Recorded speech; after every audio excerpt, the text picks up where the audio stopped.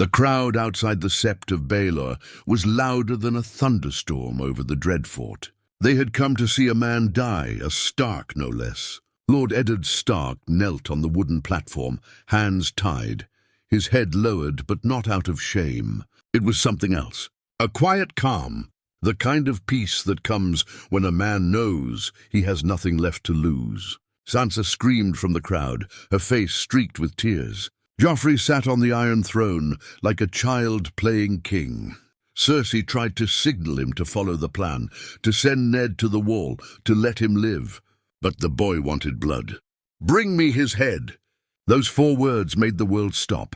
Sir Elend Payne raised the great sword, ice, Ned's own blade. The massive steel gleamed under the sun, heavy with judgment. The crowd gasped, and then chaos. Suddenly, a figure moved swiftly from the shadows behind the platform. Dressed in gold and black, cloaked like a whisper, Petyr Baelish wasn't supposed to be there. But Littlefinger was never where he was supposed to be. A sharp whistle pierced the air, followed by a sudden explosion, just a flash bomb from one of his hired Braavosi illusionists. The crowd panicked. Smoke filled the air. Guards stumbled. In that moment of confusion, everything changed. Littlefinger lunged forward, pulling Ned Stark down just as the blade whooshed over his head, cutting only air. The crowd couldn't see through the smoke, but one thing was clear: Ned Stark didn't die. By the time the Lannister guards regained their senses, Ned was gone. The execution block was empty, and Sir Elend Payne was looking around, confused, gripping the hilt of the sword with both hands, like a butcher who'd missed his mark. Cersei rose from her seat, screaming at the guards. "Find him! Find Stark!" But it was already too late. In the underbelly of the city, in a cart that stank of garlic and fish guts, Ned Stark lay hidden under a pile of dead squid. Petyr Baelish sat beside him, breathing hard, wiping the sweat off his brow. "I suppose this makes us even," Littlefinger whispered. Ned's voice was rough, barely more than a growl. "You were the one who betrayed me." Baelish didn't look at him. "And now I'm the one who saved you. Balance." But nothing was balanced. Nothing ever would be. In the Red Keep, all hell broke loose. Joffrey screamed like a child denied a toy. Cersei slapped him across the face, not out of discipline, but rage and panic. Varys said nothing, but his little birds were already whispering in his ear. "Baelish," Cersei hissed. "I should have known." Within hours, the city was locked down. The gates were closed. Ships were grounded. Ravens sent. Gold cloaks turned every street upside down. But it didn't matter. Baelish had planned this for weeks, hiding pieces in different corners of the board. Why did he do it? Even he didn't know fully. Maybe it was guilt. Maybe it was pride. Maybe he just wanted to prove that he could change the game again, one last time. Back in the safe house, tucked behind a brothel he once owned, Ned Stark sat across from Petyr Baelish, cleaned up, alive, but broken. "You've ruined everything," Ned said flatly. Baelish smirked. "You're alive. That's something. It would have been better if I died with honor. Honor's a poor man's currency, Stark. You've been paying with it your whole life." There was silence. Then Ned asked, "What now?" Littlefinger leaned forward. His smile vanished. For once, his voice had no riddles, no smirks, no games. "Now we burn the whole damn board down. Now we burn the whole damn board down." The silence after Littlefinger's words was thick. Ned stared at him, searching for some trace of the man he once thought he knew. There was none. "You expect me to trust you?" Ned asked finally, voice cold as the wind off the wall. Petyr Baelish leaned back in his chair, brushing dust from his cloak. "No, Lord Stark, I expect you to hate me. That's what makes this work." Outside the safe house, the streets of King's Landing were crawling with gold cloaks. The city was under martial law. Anyone moving after dark risked being arrested or worse. Word had spread fast. Ned Stark had escaped. Joffrey was furious. Cersei was terrified. And the Lannisters were bleeding authority in the eyes of the court. Inside, Baelish lit a single candle. Its flickering light danced across the stone walls and highlighted the steel in Ned's eyes. "I don't want power," Ned said after a long pause. "I want to get my daughters and go home," Littlefinger chuckled. "You still believe in home? The North is snow and bones, my friend. You return now, and you'll bring war with you. Cersei won't stop. Joffrey will want your head as a trophy. And if Renly or Stannis don't take the throne first, the dragons might." Ned flinched. "Dragons?" Baelish's smirk widened. "Oh, yes. Whispers from across the sea say the last Targaryen girl is gathering fire behind her. You think the game is over, Stark? It hasn't even started yet." Ned leaned forward, chained by duty even now. "Why save me then? After everything?" Peter's face hardened, as if something inside him cracked. "Because I want to see what happens when the honorable man finally plays the game. The plan was dangerous. Impossible even. But if there was one thing Baelish knew how to do, it was move people like pieces on a board. And Ned Stark, once so stiff with honor he couldn't even lie to save himself, was about to become his most unpredictable piece yet. Step 1. Find Sansa. She was still in the Red Keep, a political prisoner dressed in silks and forced smiles. Baelish had people inside, maids, cooks, even a bored stable boy who liked coin more than loyalty. "Getting to her will be a challenge," Baelish said. "But if anyone can do it, it's the Hound." Ned frowned. "Sandor Clegane? Think about it. He hates the Lannisters, hates Joffrey most of all. All he needs is a reason to run, and someone to pay his way." Baelish already had the gold ready. Meanwhile, Arya remained a mystery. No one knew she was still alive. Not even the Lannisters. Varys suspected something, but hadn't spoken.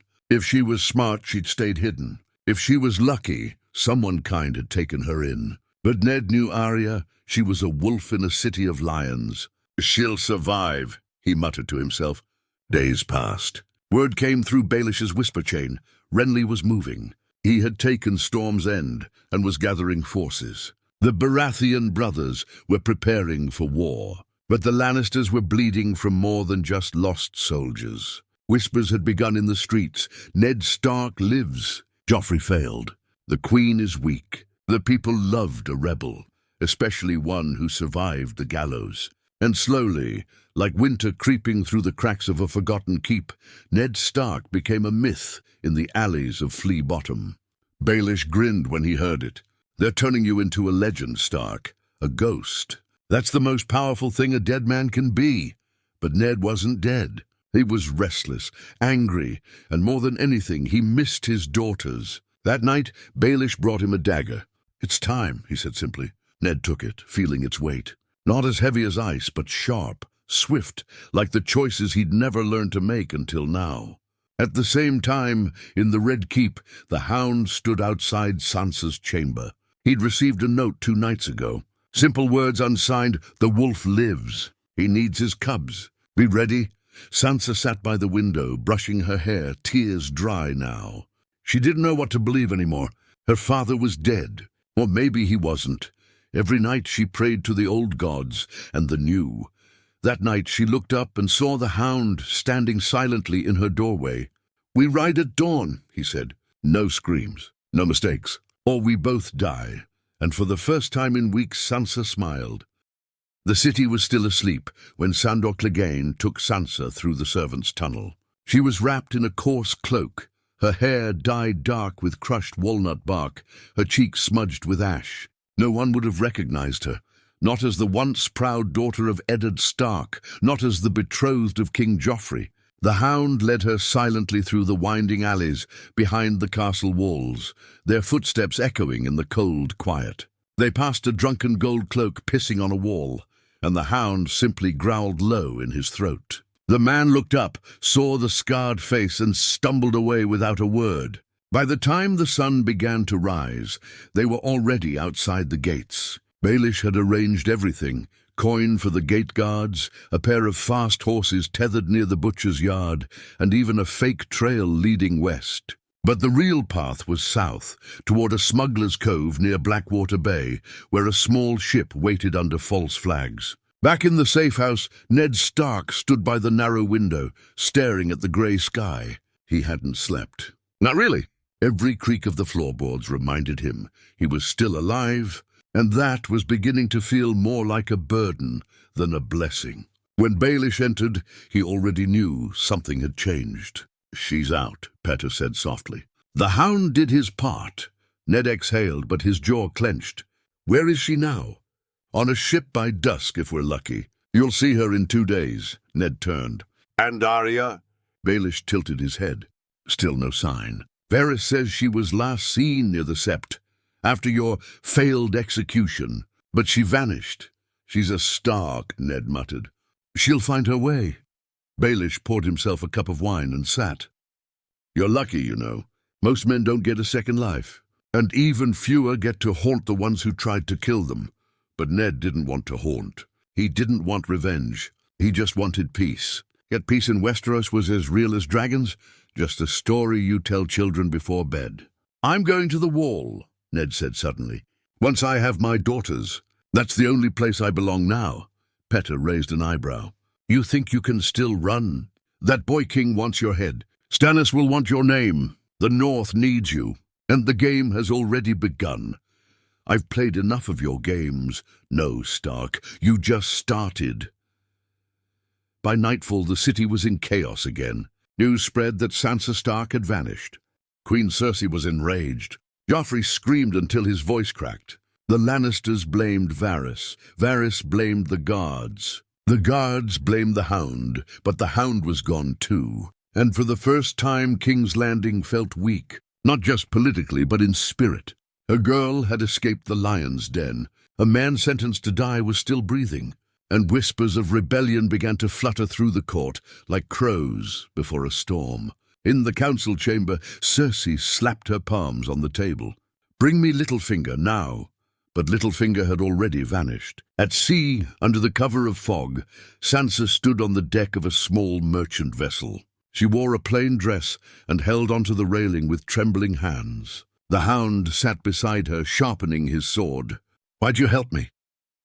she asked softly. Sandor didn't answer at first. He spat over the side and kept grinding the whetstone across his blade. "Because your father was a good man," he finally said. "And the world's got too few of those left." Sansa nodded.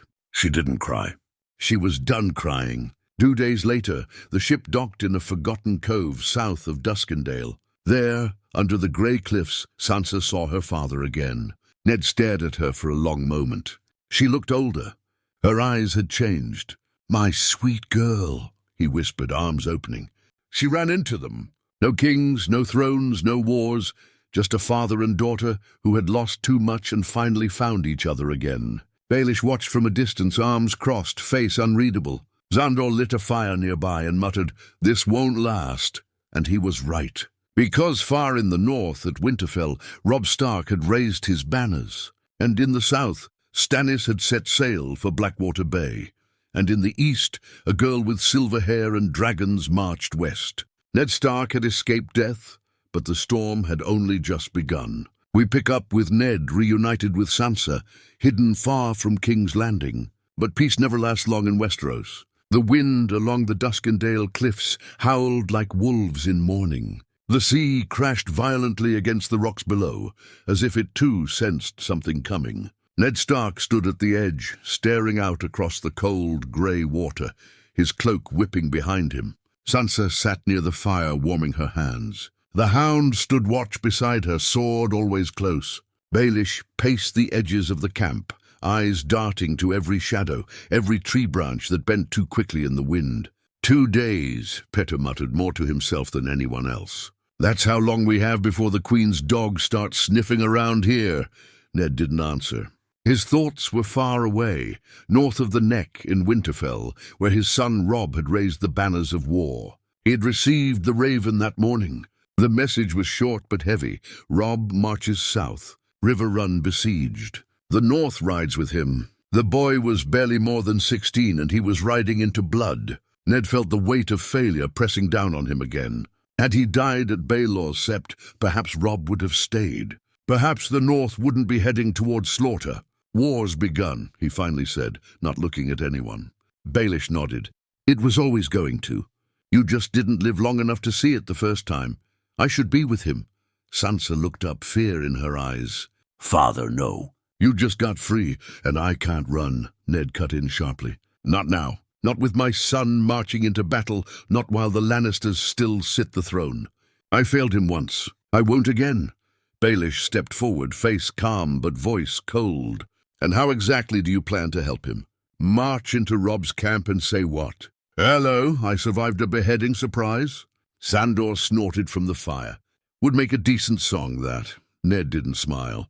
He needs more than a ghost. He needs men, alliances, leverage. Baelish's eyes lit up slightly. Now you're speaking like someone who wants to win. I don't want to win, Ned growled. I want this war to end before it devours my children. Sansa reached for his hand. Oh, what about me? He looked down at her. The girl who had once dreamed of being a queen, who had been forced to grow up behind enemy walls. You'll go to the Vale with Baelish. Her eyes widened in protest. No, I want to stay with you. You'll be safer there. Lysa owes me a debt. Baelish raised an eyebrow. Oh, does she? That woman is barely sane. She still loves you, Ned said bitterly. Petter chuckled. Gods help us all. That night, under the thin canvas of their hidden camp, Ned wrote 2 letters, one to Robb, telling him that he lived, and the other to Stannis Baratheon, the only man with a legitimate claim to the Iron Throne. If I must play this game, he told Baelish, then I'm playing it my way, with truth, with honor. Petter shook his head. Then you've already lost. At King's Landing, the absence of Baelish, the escape of Sansa, and the whispers of Ned's survival had turned the court into a snake pit. Cersei could barely sleep. She had spies watching the walls, the kitchens, even her own handmaidens. Joffrey had become even crueler, publicly beating servants and ordering executions just to feel powerful. But what unsettled Cersei most was the silence from the north. If Ned Stark truly lived, the game had changed. Every house that had bent the knee to the Lannisters might start rethinking their loyalty. And so she made a bold choice. She sent Sir Gregor Clegane, the Mountain, with 50 men and an open order. Find Eddard Stark. Kill him. Burn the body. No mistakes this time. In the Vale, things were already in motion. Petter had pulled enough strings to get Sansa past the bloody gate, into Lysa Arryn's protection. The woman clung to her like a doll, delighted to have a little Stark in her nest. But Sansa wasn't a girl anymore. She watched everything. She remembered everything. And as Lysa whispered poison about her father, about the Lannisters, about how Peter was a hero, Sansa stayed silent. Because now she knew the truth. Everyone lies. Everyone plays the game. Even her father. By week's end, Ned and the Hound were on the move again, heading north toward Riverrun, toward his son. And in his satchel, hidden beneath wolfskin, were the letters that could reshape the entire war. But they weren't alone on the road. The Mountain was riding south, and blood would follow. The riverlands burned. Villages lay in ashes, smoke curling into the sky like black fingers clawing at the gods. Ned and Sandor rode in silence, their cloaks drawn tight, eyes scanning every hill and tree. Danger hid behind every bend now. They kept off the roads, sticking to narrow deer paths and forgotten trails. At night they lit no fires. The Hound slept with his sword in his hand. Ned slept little at all. The deeper they rode into the south, the clearer it became. War had arrived before them. Bodies swung from trees, some with wolf banners, some with lion pins. No one was safe. It was no longer a war for the throne. It was vengeance, fury, survival. They passed through a ruined village 3 days outside Riverrun. Chickens pecked at corpses. Dogs fought over scraps of human bone. A boy, no older than Bran, stared at them from a burnt doorway, one eye swollen shut, holding a broken sword like it could still protect something. Ned reached into his pack, pulled out bread and tossed it to him. The boy didn't say thank you. He didn't blink. He just ate. You can't save them all, Sandor muttered. No, Ned said. But I can try.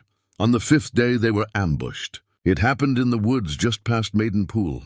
Arrows came first, sharp whistling death from the trees. The Hound pulled Ned from his horse just in time. One arrow grazed Ned's shoulder. Another thudded into the tree where his head had been. 10 riders charged in, black armor, no banners. But Ned recognized the sigil on one of their shoulder plates, a red fist inside a golden sun. Lannister vassals. Paid swords, nothing more. The Mountain's dogs. Sandor roared, drawing steel. Stay down, old man. Ned found a fallen sword and stood anyway. He wasn't the Lord of Winterfell anymore, but he was still a Stark, and Starks did not run. Steel clashed in the clearing. Horses screamed, men bled. Sandor fought like a demon, his blade carving through flesh and bone, rage pouring out of him like wildfire. Ned moved slower, more precise, blocking, dodging, striking where he could. His shoulder burned, but he didn't falter. 3 of the riders fell, then 4, then 5. But one man, a brute with a spiked mace, charged Ned head-on. He swung. The world tilted. Ned hit the ground. The pain was instant, white-hot and numbing at the same time. Blood filled his mouth. He couldn't breathe. Then suddenly, steel through flesh. The man above him gasped. His eyes went wide. And then he fell. Xandor stood behind him, chest heaving, blade soaked in blood. Told you to stay down. That night they made camp by a cold creek. The hound stitched Ned's wound in silence. No fire, no light, just pain and darkness. You're not going to make it far like this, Sandor said flatly. I'll make it, Ned replied through gritted teeth. You've already died once. Trying your luck a second time? Ned chuckled weakly. That's the plan. Meanwhile, in Riverrun, Robb Stark stood before a map of Westeros, jaw clenched, fists balled. His bannermen argued around him, Karstark, Greatjon Umber, Rose Bolton. The Lannisters are pushing east. If we don't strike, they'll crush the Tullys. We don't have the men. We don't need men. We need an advantage. Then the Raven arrived, a black-feathered messenger with 2 letters tied tight to its leg. Robb untied the parchment and read the first note, the ink shaky but unmistakable. His father was alive. The room fell silent as he read it aloud. Grown men stared like boys hearing ghost stories. Then came the second letter, addressed to Stannis Baratheon, written in Lord Stark's own hand, declaring him rightful king and denouncing Joffrey as the product of incest. It was treason if anyone but Ned had written it. Robb looked up, and for the first time in weeks there was light in his eyes. If my father lives, he said, voice steady, then the North does not kneel. We ride to him. We ride now. And the hall echoed with a sound the Lannisters would come to fear, wolves howling in unison. But while the North prepared to march, the Mountain had found their trail. He arrived at the smoldering ambush site a day later. The corpses still twitched with flies. Gregor Clegane dismounted slowly, looked around and grinned behind his helm. Close, he muttered. Too close. He lifted his sword. We ride north. Leave no one breathing. Previously, Ned Stark and the Hound survived an ambush by Lannister men sent by the Mountain. Meanwhile, Robb Stark learns that his father is alive and prepares to meet him, while Gregor Clegane begins hunting them down with deadly precision. The river ran red that morning. Ned leaned against a moss-covered boulder, pale, breath shallow. The wound in his side had darkened overnight, angry, swollen, hot to the touch. Infection. The very thing he'd treated in soldiers for years now burned inside his own body like wildfire. The Hound crouched nearby, skinning a rabbit with quick practice cuts. He glanced at Ned once and shook his head. You need a healer. Ned gave a faint grunt. We're not stopping. You're not marching either, old man. You're barely breathing. Ned sat up straighter, clutching his ribs. Robb needs me. If I fall now, everything we've done will be for nothing. Sandor looked away, jaw tight. You're gonna get your boy killed if you ride into that camp half dead. But Ned Stark had survived worse than fever and blood. He'd survived dungeons, betrayal, almost a public execution. He wasn't about to die on the side of a nameless hill. He forced himself to his feet. They rode slowly. The horses sensed their urgency and carried them with care, though every step jostled Ned's wound. Blood soaked through his tunic. His hand clutched the hilt of his sword, not as a weapon, but as something to keep him upright. By nightfall, they reached the edge of the Tully lands. The banners flew high above the trees, the direwolf of House Stark and the silver trout of House Tully, and there, standing tall at the camp's outer guard post, was Grey Wind, Robb's direwolf, pacing, growling low. The beast stopped mid-stride, ears twitching. His yellow eyes locked on the 2 riders. A low whine escaped his throat. Then he sprinted. Robb Stark had been speaking with Lord Blackwood when the commotion started. He heard the howl first, long, deep, familiar. Then a soldier burst into the tent, wide-eyed and breathless. "My lord?" "It's him." "He's here." Rob dropped everything. He ran. Across the field, past banners and wagons and stunned soldiers, to where a half-conscious man had just slid from a saddle, barely staying upright. Ned Stark dropped to one knee, blood on his beard, cloak torn, breathing hard. And then he looked up, into the eyes of his son, taller now, broader, hardened by war. Rob didn't speak. He fell to his knees and embraced his father, holding him like a boy again. Soldiers gathered, watching in stunned silence. For weeks, they had ridden behind Rob under the banner of a dead man. Now that man stood before them, flesh and blood, alive. The camp erupted into noise, shouts, cries, prayers. The North had their wolf back. That night, Ned lay in a cot in a healer's tent, his wound cleaned and stitched. The fever had not broken, but he was safe. For now, Rob sat beside him, barely speaking. He just held his father's hand like it might vanish again.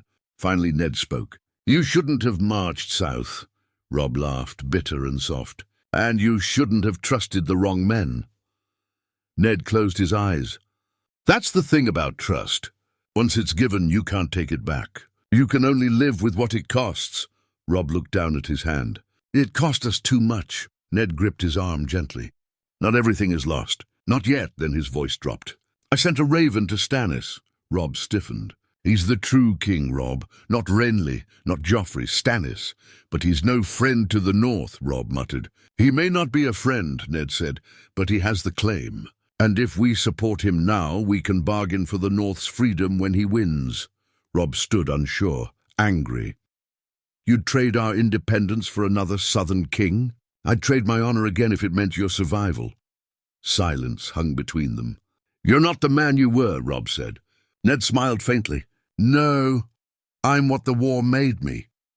But while father and son reunited, the shadow of death moved closer. Gregor Clegane stood atop a hill 5 miles from the Tully camp. His men had found the bodies of the ambushed scouts who tried to track Ned. One of his soldiers returned, kneeling. "They're in the camp, sir." Stark and his father confirmed. The mountain said nothing. Then he swung up onto his horse and gave the order. "We ride tonight. Burn the woods. Leave no survivors." In the healer's tent, Ned bolted upright, sweat pouring down his brow. His fever burned hot, but his instincts were colder than ice. He looked to the stars through the flap in the tent. Something was wrong. Far in the distance, above the trees, a red glow flickered in the dark. And then came the sound, low, rising, unmistakable, screams. The first tents caught fire before anyone even saw the riders. One moment the camp slept under a moonless sky. The next, flames bloomed in the eastern woods like red flowers opening in the dark. Screams ripped through the air. Horses reared. Steel clanged in chaos. Robb Stark was out of his tent before his boots were even laced. "The mountain!" a guard shouted. "They've come!" The young wolf didn't hesitate. He grabbed his sword and charged through the smoke, barking orders. "Form a shield wall. Get the archers on the ridge. Protect the center. My father is still in the healer's tent." Inside that tent, Ned struggled to rise. Sweat poured from his brow, and his wound pulsed like fire beneath his ribs. The young maester tried to hold him down, but Ned pushed through the pain, teeth clenched. He couldn't lie in bed while his son fought. He wouldn't. "Help me stand," he growled. The maester hesitated, then obeyed. Outside, the world was on fire. Sandor Clegane was already in the fray. He fought like a beast unleashed, carving through enemy soldiers with brutal, wild swings. He recognized the sigil on one of their sleeves, a golden sun with a clenched red fist. He grinned through blood-stained teeth. "Lannister dogs!" A soldier lunged at him. The hound twisted, caught the blade with his gauntlet, and shoved his own through the man's throat. He moved toward the healer's tent, knowing Ned wouldn't run. The man was too stubborn to live. Gregor Clegane rode at the center of it all, swinging his massive blade with no mercy. He wasn't here to win a battle. He was here to send a message. "Find Stark!" he bellowed. "Bring me his head!" He cut down a Tully bannerman with a single swing and charged toward the center of camp, toward the healer's tent. Robb saw him. From across the field, through the smoke and fire, Robb Stark's eyes locked on the mountain. Everything around him faded. The sounds, the screams, the chaos, gone. All that remained was the monster who killed his men, burned villages, and came now for his father. Robb raised his sword and rode hard. Ned stood outside the tent now, gripping a spear for balance, legs trembling. Blood soaked through the bandages at his side, but he stood tall. The hound reached him, cursing. "What the hell are you doing, old man?" "Not dying in a bed," Ned rasped. Just then, a scream pierced the air. One of Robb's men cleaved in half. And from the smoke came Gregor Clegane, towering on his massive black steed, blood dripping from his sword, eyes locked on Ned Stark. "There!" the mountain growled. Finally, he kicked his horse forward. Ned didn't move. Robb came crashing in from the right, sword raised, fury in every inch of him. He struck the mountain's side, but the brute barely flinched. He swung back, knocking Robb from his horse with a blow so hard it cracked armor. Robb hit the ground hard, groaning. Ned moved. He gripped the spear and limped forward, placing himself between the mountain and his son. Gregor laughed. "You really want to die twice, old man?" "I'll settle for taking you with me," Ned said, steady. The mountain charged, and then Sandor was there. The hound threw himself between them, swords clashing like thunder. Gregor snarled at the sight of his brother. "You again," he spat. "You missed my face last time," Sandor growled. "Try again." The two Clegane brothers fought with the fury of beasts, steel ringing, sparks flying. Sandor blocked blow after blow, barely dodging the mountain's crushing swings. Ned rushed to Robb's side. The boy was coughing, dazed, ribs broken. "You're all right," Ned said, grabbing his arm. "We have to move," Robb coughed. "You should have stayed dead."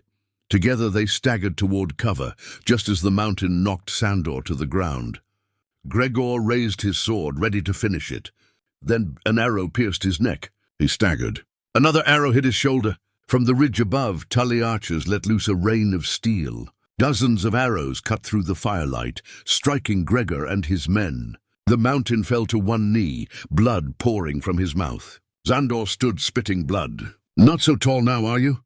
Gregor lunged one last time, and Sandor drove his sword clean through his brother's belly, twisting until the mountain collapsed in the dirt, unmoving. By dawn, the fires were out. The mountain's men were dead or captured. The Tully camp was a ruin of smoke, blood, and silence. Robb sat beside his father, armor dented, shoulder wrapped. "You should have stayed hidden," Robb said. Ned looked at the ashes around them. "If I had, you'd be dead," Robb nodded. "So what now?" Ned looked north, toward Winterfell, toward the wall, toward the war that wasn't yet over. "Now," he said, "we end it." Previously the mountain attacked the Tully camp. Ned Stark, wounded but defiant, stood his ground. Sandor Clegane faced off against his monstrous brother and killed him.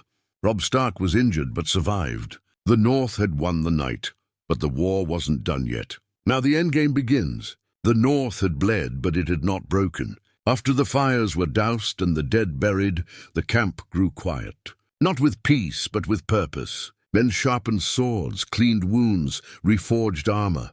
They no longer followed a boy king or a grieving son. They followed a living legend. Eddard Stark, the man who had cheated death, stood before monsters and returned from the shadows. Word spread fast. By raven, by whisper, by rumor, Ned Stark lives. From the neck to the wall, the North stirred. House Mormont pledged more men. The Umbers sent word of support. Even houses wavering on the edge, like the Glovers and the Tallhearts, rallied back under the Direwolf banner. And at the heart of it all stood Ned Stark, tired, wounded, and forever changed. The War Council gathered under a scorched tent, its ceiling torn by arrow holes. Robb sat beside his father, his shoulder stiff from the mountain's blow. Great John Umber drank wine straight from the pitcher, grinning like a madman. "We've got the numbers," he roared. "We strike now. Tear the Red Lions from their dens." "No," Ned said firmly. The room quieted. "We don't strike blindly. We end this clean." He laid a map across the table, weighted by daggers. "Stannis marches from Dragonstone. He's slow but gaining. Renly is dead, poisoned if the rumors are true. That leaves Tommen as Queen's puppet and Joffrey." He didn't finish the sentence. Joffrey's fate didn't matter. What mattered was the rot in King's Landing, and ending it before it spread further. I've already sent ravens to Stannis, Ned continued. He knows I live. He'll move faster now, knowing the North is with him. What about the Vale? Robb asked. Baelish had returned just days ago, smug as ever. Lysa's unpredictable, he admitted. But the Vale's knights are loyal to the Arryn name, and Sansa is with them now. If I apply the right pressure, they'll ride. You're sure they'll follow her? Robb asked. Baelish smirked. They'll follow anyone who makes them believe they still matter. That night, under a cold sky, Ned sat alone by the fire. He turned ice, the reforged version, smaller now but still sharp, in his lap, staring at the reflection of the flames across the blade. He thought of Catelyn, of Bran and Rickon, of Arya wherever she was, of Jon on the wall, so many pieces of him scattered across a broken realm. He hadn't wanted this war. He hadn't wanted a second chance. But the gods gave it to him, and now he had to make it mean something. Xandor approached, silent for once. You did good, the Hound muttered. Ned nodded. So did you. Sandor glanced at the sword. So what's the end of this, Stark? You kill the Queen? Sit on the throne? Ned looked up, eyes tired but clear. No, I give it to someone who deserves it. The final march began 10 days later. The North moved as one, wolf banners flying high. The Vale joined them, steel-clad knights glinting in the sun. Stannis met them at the Trident, his ships pushing upriver, carrying siege weapons and grim-faced soldiers. And so it was that the three armies, North, Vale and Dragonstone, arrived at King's Landing together. The city never stood a chance. Cersei tried to rally resistance, but her allies were dead or fled. Joffrey vanished in the chaos. Rumors claimed he tried to sneak out dressed as a kitchen boy. His body was later found in a gutter, throat slit. Varys opened the gates. He always knew which way the wind blew. Ned Stark walked through the gates of the Red Keep with Robb beside him. His cloak was grey, not royal. His eyes took in every corridor he'd once walked as a prisoner. They found Cersei in the throne room. She stood beside Tommen, hand gripping his shoulder, poison tucked beneath her sleeve. But she never got the chance to use it. The Hound stepped forward and took her arms. No crown, no speeches. She was escorted to the Black Cells. A council formed in the weeks after the city fell. Ned Stark refused the Iron Throne. So did Robb. Stannis sat at its edge, hand clenched, waiting. But it was Sansa Stark, now Lady of the Vale, calm, poised, changed, who spoke the final truth. The North will not kneel, but we will not burn the realm either. She looked at Stannis. You want the throne, take it, but leave the North to rule itself. And Stannis, seeing the wolves circling, agreed. Months later, Ned Stark stood once more in the courtyard of Winterfell. Snow fell gently around him. Robb trained with the young soldiers. Sansa wrote letters in the Solar. Arya still missing. Bran and Rickon safe, hidden in the care of loyal men. He was home, but he was not the same man. He had lived past his death. He had seen the price of mercy and the cost of war. And as the wind howled beyond the walls, Ned Stark whispered the only thing that still mattered: the North remembers.